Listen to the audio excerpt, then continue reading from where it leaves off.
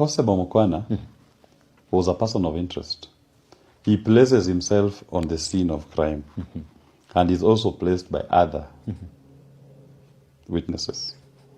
And Constable Mukwana has specifically detailed how Central Police Station received Albert Ojwang, the vehicle that brought him, a black Subaru. The officer, Mr. Sigei, who was talking on the phone with Mr. Talam. He has detailed how Mr. Talam had told him that he would want him to take care of a particular inmate who was being brought. Discipline. To organize for his discipline. Beatings in the cells. And when Sigei arrives with Albert, Sigei is on the phone with Talam. Sigei hands over the phone to Mukwana. And Talam confirms to Mukwana that yes, that is the inmate I was telling you about. And he details how they took him into the cells. He detailed how he went to buy alcohol for the inmates. He detailed the 2,000 shillings that he paid these other inmates that was going to be used to beat up Albert. He details how he ran from the OB station to the inner cells when he heard Albert screaming. And he details he found him sitting on the floor against the wall, oozing blood. He details his fear and concern and reaching out to the OCS Talam. And he details Talam telling him, you should not worry. Ilikuwa kazi ya mkubwa. Nothing will happen to us. What else are we looking for? This is an open and shut case. We have a dead body. We have one of the perpetrators squealing, giving you all the details. And you ask yourself the question of motive to make it murder. Who had the motive to cause harm to Albert? Who had the intention, the mental element necessary for the offense? The person who lodged a complaint against him is the only person who would have desired to have him punished in one way or another. At the point of lodging the complaint, he wanted him to be punished using the criminal justice system. That same person organized for him to be picked from Homa Bay and to be taken to Central. That same person, according to Mukwana, equally gave instructions for him to be beaten, assaulted. They were not going to say that our intention was just to beat him, to discipline him. We didn't intend to kill him. In law, there's what we call, you take your victim as you find him. If your victim has an eggshell head, and you push that head with no intention to kill him, but because of the fragile nature of his head, the victim dies. It is not a defense of you to say, I had no intention to kill him. I only pushed him, but he died. No. You will be culpable for the offense of murder. So even if the intention was to cause harm, but the harm led to death of the deceased, the offense of murder is proved. And everybody in the conspiracy must be charged for that offense of murder. And I've told you, the only person who had an intention to cause harm on Albert Ojwang was D.G. Lagat. Mukwana didn't know Albert. He had never met him. Those other remandees didn't know Albert. They never met him. OCS Salam didn't know Albert. He never met him. But Lagat had complained against Albert. Okay. He had the mental element necessary to cause harm on Albert. These others did what is called the actus reus, the actual act of harm against Albert. But to convict, you need both the mental element and the actus reus, the actual act of death. So you take the assault of Albert, combine it with Lagat's mental element of intention to cause harm as per his instructions, and you have your perfect murder case. Okay. Lagat being the first accused person. Okay. Talam is the second accused. Mukwana is the third. The others can share fourth, fifth, and sixth. And the penalty upon conviction is death by hanging. Hanging on the neck until they die. Okay.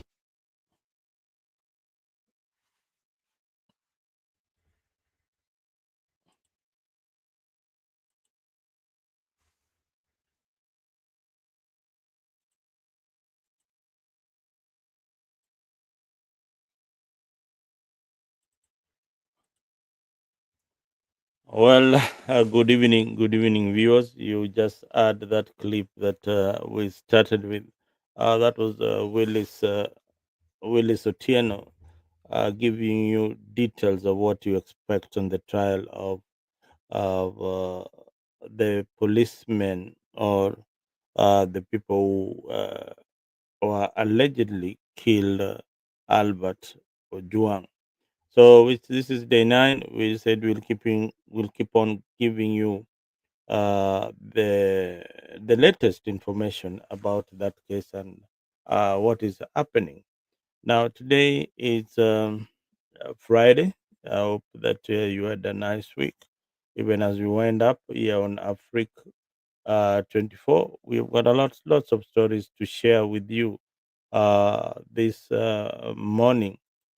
And once again, good evening, popote pale mlipo. This is Africa kama kawaida. Thank you guys for the support to this channel that you've been giving us, and we appreciate you wherever you are. And this is once again your number one channel, especially when it comes to political talk, where the truth meets the courage. I am your host, Mzalendo, and tonight we go into the stories that is shaping the soul of the nation. Police brutality, legislative battles, just as the videos that I've posted you there. We will play it again later in the show. Justice delayed and sometimes delivered. Uh, and again, the humorous comment by President Ruto. I will find that clip. People are talking about it so much that left the internet in stitches. So grab your seat and, uh, ladies and gentlemen, welcome to Africa, your window into a bold and apologetic look of Kenya today. And the top story, is the masked bullets. This guy was shot at close range. He's fighting for his life in ICU. I think the doctors are working very, very close with this guy. I think Ruto's government are really trying very hard, and the police know so that we don't lose this guy. If we lose him, that is L will break loose.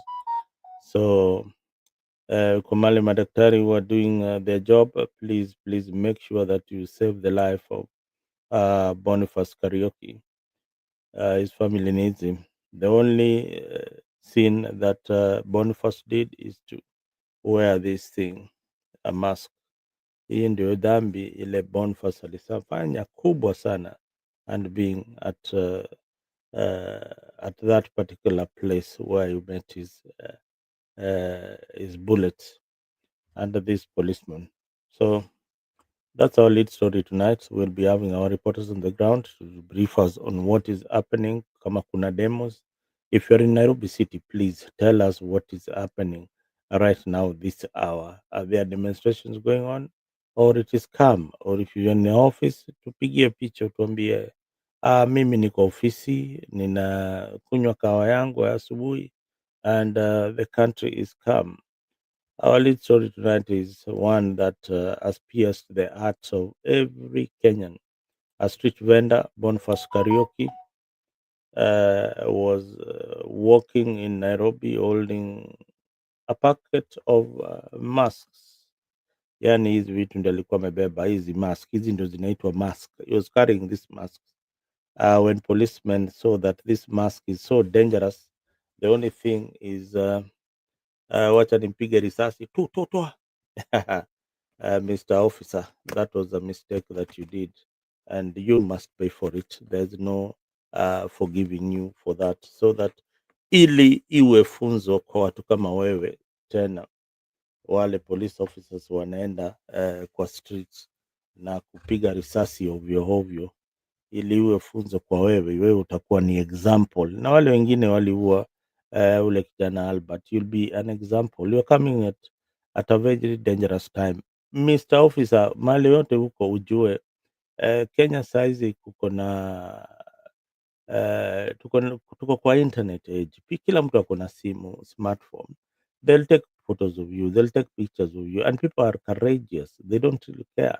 Sio kama kitambo ukisikia risasi ati unakimbia mnatoroka. Hapana, siku hizi watu wanasikia risasi, they run towards where the noise is coming from, where the shots are coming from. So that's how Kenyans are. Watakimbia pale kuna hiyo kelele, hiyo mlio wa risasi. So wewe ole wako bwana. So if you are an officer, umevaa boots leo, umevaa uniform, umechukua kale karungu kako ka shield kako, go in the streets but follow the rule. Ile kazi ulisomea, the 9 months that you are in Kiganjo, follow those rules and follow them properly. Now to the protesters who are going to the streets, kazi yenyu ni ku-protest, not looting. That is the clarion call. Make sure that you protest peacefully, because that is what is in the constitution of Kenya.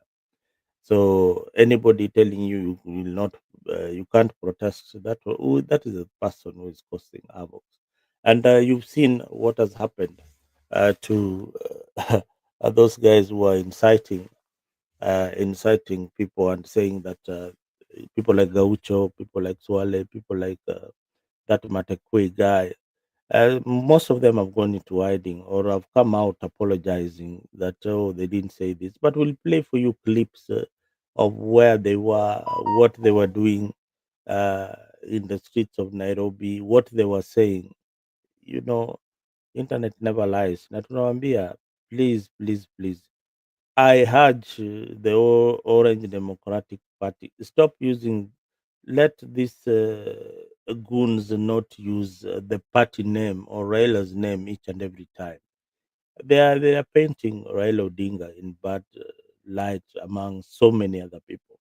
Some of these things that people like Gaucho say are not sanctioned by Raila Odinga or Matekwe or any other goon who is using Raila Odinga's name. I think the Orange Democratic Party spokesperson should come out clearly and say that they disassociate themselves with such comments from people like Gaucho. So anytime he speaks and you keep quiet, then most Kenyans say that that is the position of the party. So that Mr. Odiworo, kazi kwako, you need to do something about that. That needs to stop almost immediately. We want sanity. As much as we oppose, we also want sanity in in our politics. We want some good politics, so that in 2027 kama tunapeleka Ruto nyumbani one term, then tunampeleka. Kama anarudi two term, then tunajua anarudi two term, lakini tumepiga siasa safi ya amani, hiyo na freak. That is what we stand for. We stand for justice for the victims, and we stand for the truth, and we will keep on pushing. Where the government is going wrong, we will tell you on this particular channel. Where police officers are shooting, no, this is not a government channel. This is the channel for the people. And you people, thank you for the support that you've been giving us. And through subscriptions, that is what we want. Those who have gone an extra mile, like Gypsy Corner, Asante Sana, wherever you are, thank you so, so much for the kind of support that you have been giving us. It keeps us going, it keeps us moving, it keeps us burning the midnight oil so that we can bring for you these stories. And again, this is just part of the civic education that we are doing to the public. So we'll continue doing this until the elections.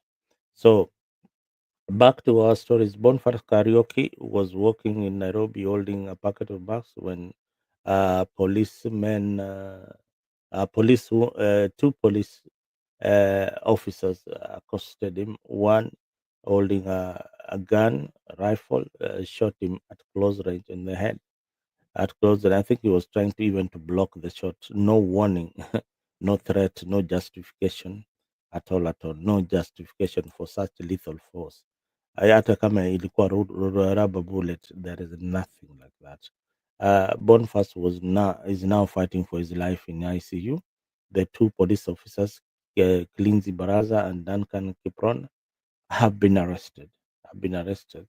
The country is demanding answers, accountability, and justice. So that is what is happening.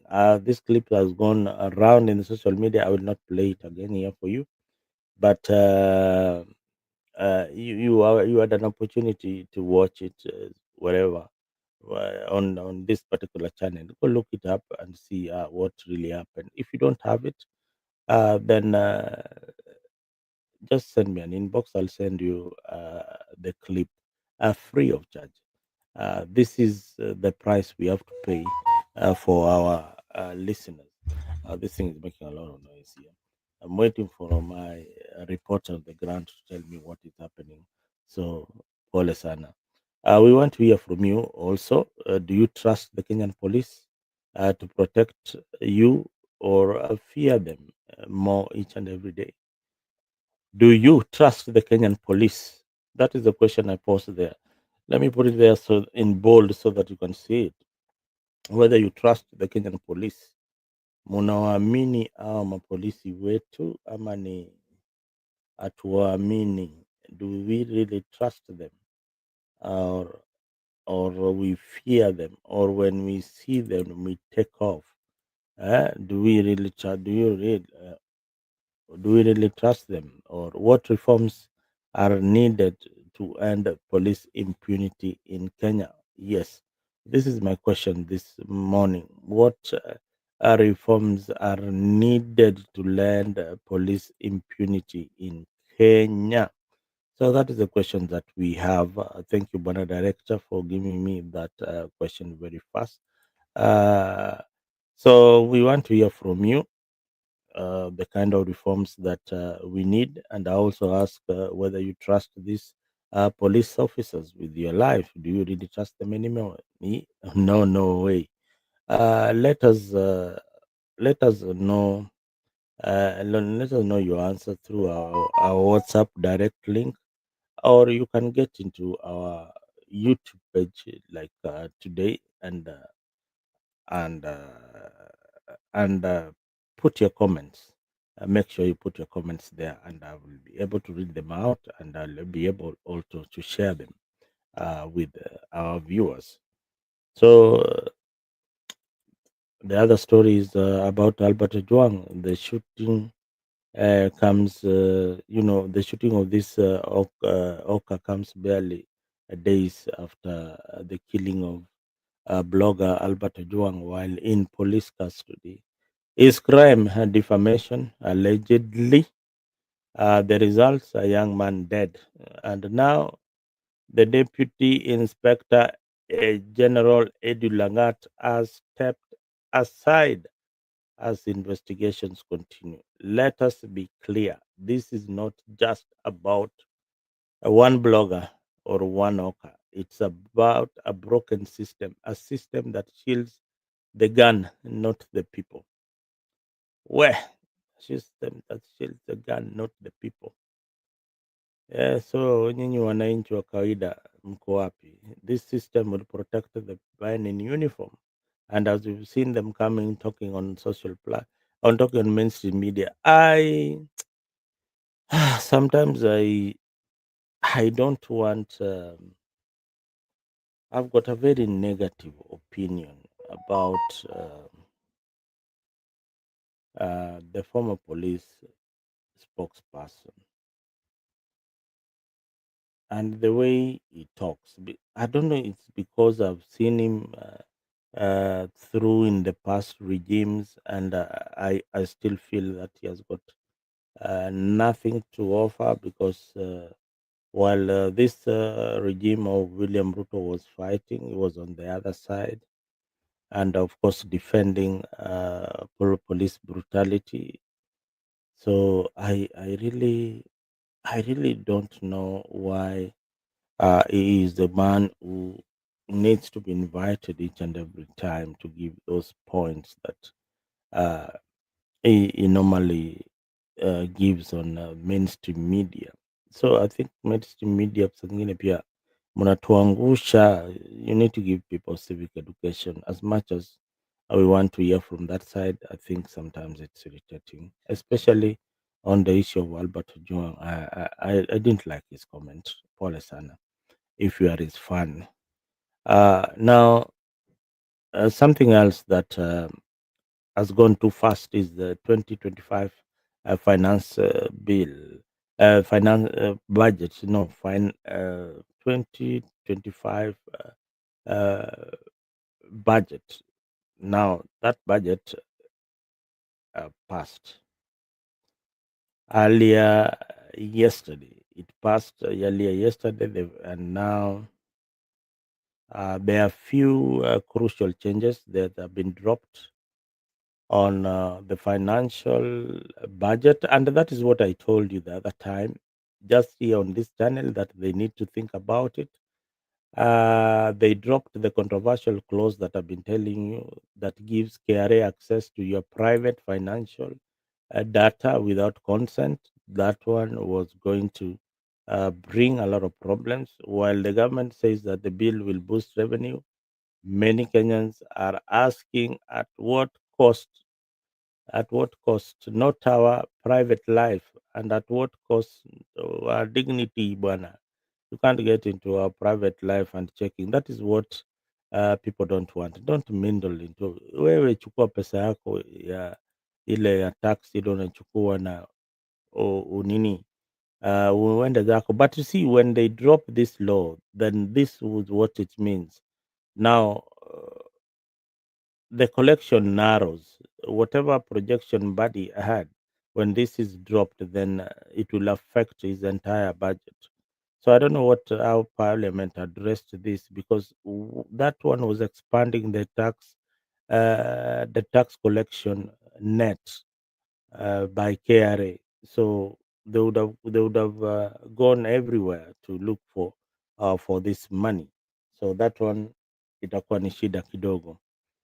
So, and another thing, this this budget entirely, in my own observation, and from the few clauses that I've read of that budget, is that it is targeting, it's being targeted to raise money to pay debt. Yeah, that is the most important thing. That is the most important thing that Bad is doing in the office, to make sure that he pays the past debts. Zile debt tulikuwa tunaambiwa na kina nani, hii ni odious debt, sijui nani nani. I think he needs to come out and analyze this financial debt. Jimmy Wangigi, uko wapi?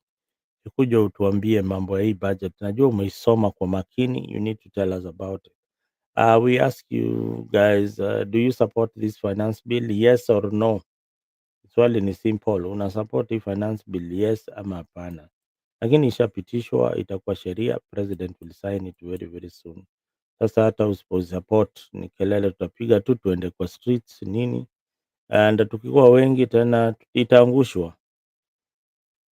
Now, a rare moment again in the justice system in Kenya. That guy who bombed, unakumbuka Du Sweet Hotel in Westland, Du Sweet.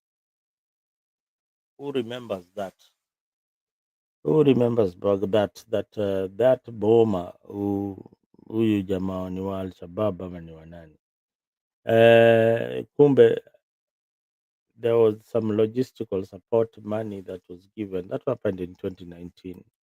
And you remember that led to the sacking of the now governor Olelenku, alifutwa kazi juu alishindwa na kazi ya interior, akafutwa kazi, sasa yeye ni governor.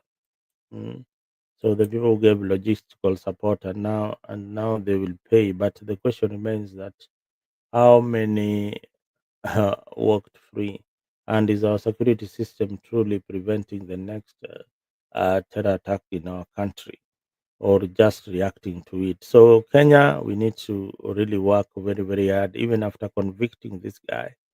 Then we need to really work hard and see that we don't have such kind of attack. Now, the other humor, and on a lighter note now, then but President William Ruto went viral last week with a cheeky remark at a wedding. He said, he said, he said, and I quote, Kenyan men must be too slow because our women are all marrying Nigerians. Mnakubaliana na rais kuhusu hiyo maneno yeye alitamka in a wedding that Nigerians wanachukua mabibi zetu wote, wanachukua mabibi zetu wote, nyinyi ni wa slow bana. Ogao, but you see it's very rare to find a Kenyan man married to a Nigerian. Those women are too expensive for life. All right, funny or offensive? No, I think that was just on a light note, Mr. President. Pia saa zingine tunacheka cheka na watu pia.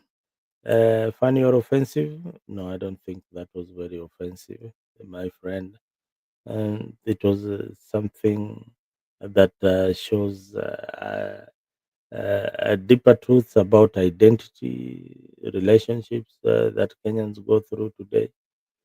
Yeah.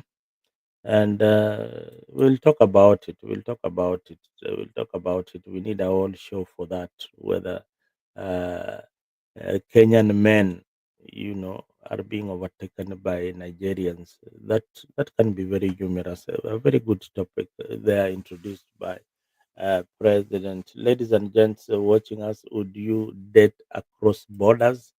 Wewe ungependa kukuona mshikaji kutoka nchi ya nje, Mabeshe Ethiopia kule, ama Msomali. Those guys I saw they are very, very selective. They only marry from their tribe. Or you love politics more than the other side of life. But hiyo side ingine pia lazima tuongee once in a while. So I'll invite you guys here, because sometimes, like today, maybe Friday, we should wind it up with some little talk about life. Yeah. So not every time you are here talking about politics and grinding politics each and every night. So we will be talking about other things that matter.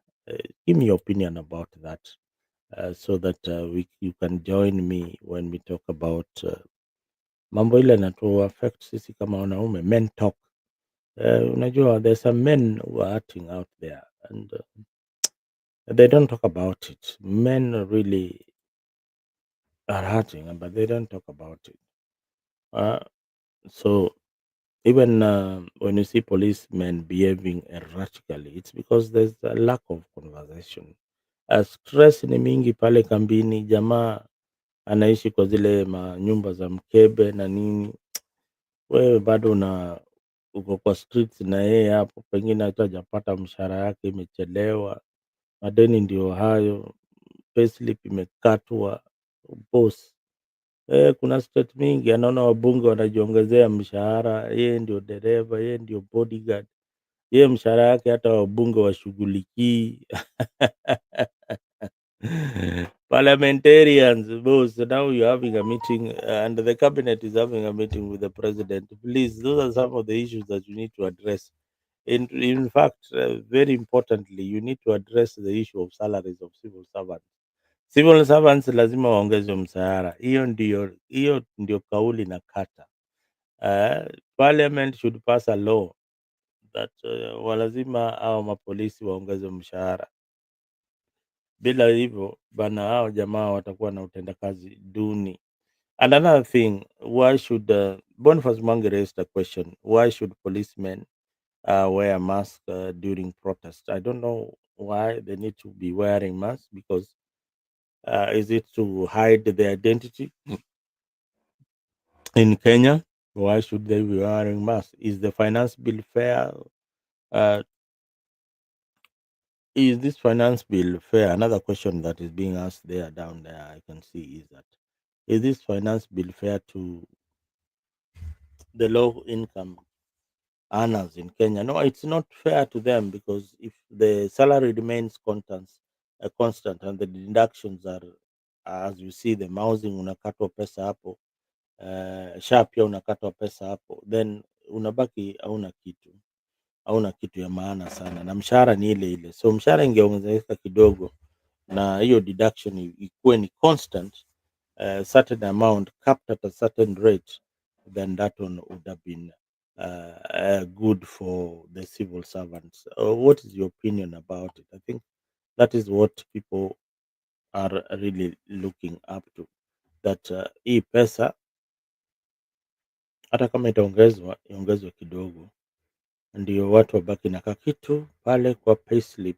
That is what many of our viewers are saying, and that is what they want. So viewers, I think we'll be going live later on to see what is happening in uh, Nairobi city. So we need to start preparing this morning. Our reporter will be on the ground to follow the protest. Kama kuko na protest leo, tutakuwa pale. And tonight's stories have been one thing in common: power without responsibility is a threat to democracy. When a young man is shot for selling masks, when a blogger dies for writing his truth, and when our leaders laugh while we cry, it is time for us to choose. Do we stay silent, or we speak louder? For this desk at Afrique, we choose to speak, we choose to question, and we choose Kenya first. I am Zalando. Stay safe, and remember, justice is not a favor, it is a right. I hope you remember that justice is not a favor, but it is a right.